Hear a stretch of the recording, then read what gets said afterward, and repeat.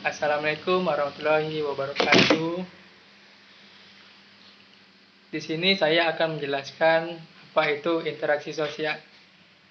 Interaksi sosial berasal dari kata interaksi, artinya tindakan yang terjadi secara dua orang atau lebih yang bereaksi akan timbal balik melalui kontak langsung maupun tidak langsung. Sosial yang berarti mencakup saling kesinambungan atau bekerja sama, seperti halnya manusia merupakan makhluk sosial yang tidak bisa hidup sendiri dan akan membutuhkan orang lain. Secara sederhananya, pengertian interaksi sosial adalah hubungan timbal balik antara individu maupun kelompok untuk menjalin hubungan pertemanan, diskusi, kerjasama yang diterapkan dalam kehidupan bermasyarakat. Adapun ciri-ciri interaksi sosial, yang pertama adalah jumlah pelaku lebih dari satu orang atau lebih. Yang kedua, adanya komunikasi di antara para pelaku dengan menggunakan simbol-simbol.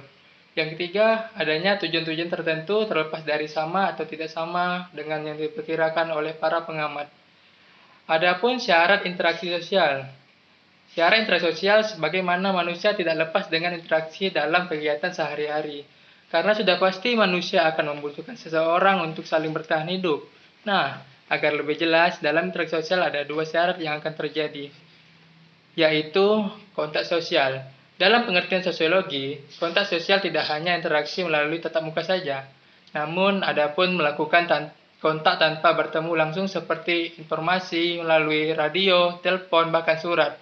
Elektronik ini termasuk interaksi sosial yang sudah berkembang di kemajuan zaman. Kontak sosial dibagi menjadi dua, yaitu kontak sosial bersifat primer dan kontak sosial bersifat sekunder.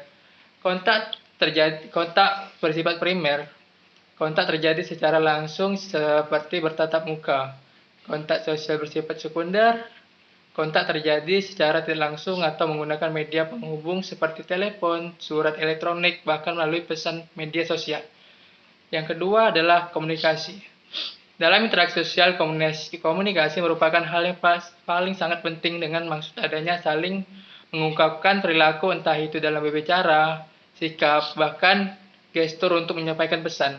Namun, ada beberapa unsur pokok dalam komunikasi, yaitu yang pertama adalah komunikator. Komunikator adalah seorang atau sekelompok orang yang menyampaikan pesan untuk menjadi sumber dalam sebuah hubungan atau berkaitan. Yang kedua, komunikan. Komunikan adalah seorang atau kelompok yang menerima pesan dari komunikator. Yang ketiga adalah pesan. Pesan adalah suatu hal yang disampaikan oleh komunikator. Pesan biasanya berisikan informasi, pertanyaan, bahkan mengungkapkan emosi dan perasaan. Yang keempat, media. Media adalah perantara untuk menyampaikan pesan. Media komunikasi dapat berupa lisan, tulisan, gambar, bahkan film. Biasanya memberikan pesan tersurat. 5. Efek. Efek adalah perubahan yang diharapkan terjadi pada komunikan, seperti mendapatkan pesan dari komunikator. Selanjutnya, jenis dan contoh interaksi sosial. Yang pertama adalah interaksi sosial individu dengan individu. Ini pasti akan sering terjadi dalam kehidupan kita sehari-hari. Interaksi sosial individu merupakan pertemuan antara seseorang dengan individu lain yang bertujuan untuk memberikan aksi atau respon untuk menjadi teman dan mengarah ke arah bekerjasama. Lihat reaksinya positif. Namun jika reaksinya negatif, kemungkinan akan muncul konflik atau pertentangan. Contohnya seperti yang pertama, ketika bertemu saling menyapa, bertanya, dan menginformasikan tentang apa yang dibutuhkan.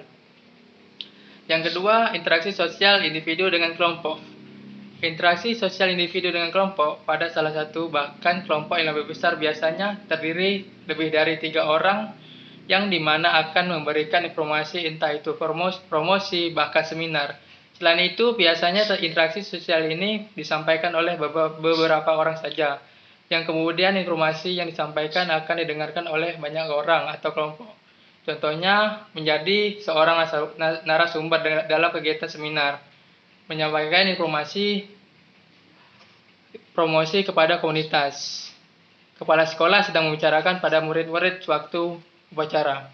Yang kedua adalah interaksi kelompok dengan kelompok. Interaksi kelompok dengan kelompok merupakan pertemuan antara dua kelompok atau lebih dengan kelompok yang berbeda untuk mengkomunikasikan hal yang berkaitan, namun sifatnya bukan hal pribadi, namun untuk kepentingan kelompok itu sendiri. Namun, untuk berkomunikasi antar kelompok, terkadang menghadapi pro dan kontra, harus lebih berhati-hati, karena setiap pendapat seseorang bisa saja menyerang kelompok lainnya. Contohnya, para pemuda Karang Taruna memberi informasi kepada masyarakat untuk saling bekerja sama, membersihkan halaman rumah agar menjadi juara perlombaan kebersihan di acara HUT RI 17 Agustus. Materi selanjutnya yaitu pola interaksi sosial. Pola interaksi sosial adalah yang terjadi antara individu maupun kelompok yang bersifat dinamis dan mempunyai pola tertentu, sebagaimana kebiasaan yang dilakukan secara pengulangan hingga berjangka panjang, maka akan bertahan terwujudnya hubungan sosial yang baik. Pola interaksi sosial memiliki ciri-ciri. Yang pertama adalah berdasarkan kedudukan sosial atau status dan perannya.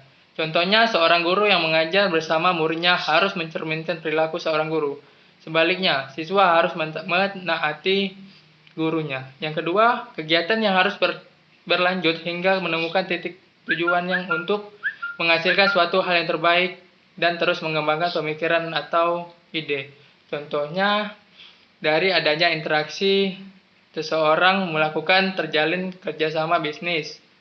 Yang ketiga adalah interaksi sosial dapat terjadi pada siapapun, tidak mengenal waktu, tempat, dan keadaan. Biasanya akan terlibat sebagaimana pola pikir masyarakat terbentuknya. Contohnya, salah satu sekolah mempunyai penilaian yang baik dalam hal disiplin, kebersihan, prestasi siswa yang dipengaruhi salah satu daerah. Oke, baiklah, di sini saya akan menyimpulkan materi interaksi sosial. Interaksi sosial ini sangat penting dalam kehidupan bermasyarakat dimanapun berada. Tujuannya untuk menjalin hubungan baik, pertemanan, bahkan bisnis untuk mencari keuntungan. Interaksi sosial merupakan suatu kemampuan yang bisa diasah. Dengan kata lain, setiap orang bisa memiliki kemampuan untuk berinteraksi sosial dengan baik selama ia selalu terus mengasah kemampuan interaksi sosialnya. Oke, baiklah, itu saja yang dapat saya sampaikan dalam menyampaikan materi interaksi sosial. Wassalamualaikum warahmatullahi wabarakatuh.